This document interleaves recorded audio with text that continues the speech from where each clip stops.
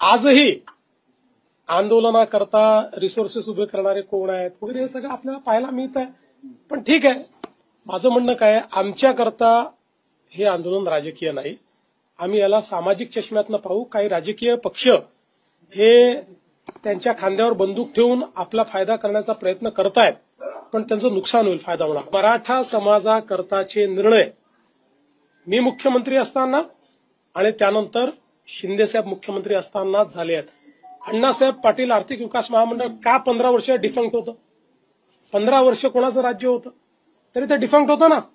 मी ते उभं केलं आणि आज 1.5 लाख उद्योजक आमच्या नरेंद्र पाटलांच्या माध्यमातून आज त्या ठिकाणी अण्णासाहेब पाटील आर्थिक विकास महामंडळाने तयार केले. आज सारथीच्या माध्यमातून IAS IPS ऑफिसर तयार होत आहेत, MPSCचे विद्यार्थी तयार होत आहेत, स्पर्धा परीक्षांमध्ये विद्यार्थी त्या ठिकाणी टिकतात. सारथी माझ्या काळात मी केलेला आहे आणि नंतर आम्ही पुन्हा शिंदे साहेबांच्या सरकारमध्ये ते स्ट्रेंथन केलंय. शिक्षणाच्या योजना, त्या ठिकाणी वसतिगृहाच्या योजना, वसतिगृह होत नाही तोपर्यंत भत्त्याच्या योजना, सगळ्या आम्ही केलेल्या योजना आहेत. त्यामुळे हे जे काही लोक तोंड वर करून विचारतात त्यांनी एकदा आरसा बघावा आणि त्यांनी सांगावं ना नेमकं काय केलंय. हे तर सगळे सांगणारे लोक होते की याची आवश्यकताच नाहीये, हे सांगणारे लोक होते.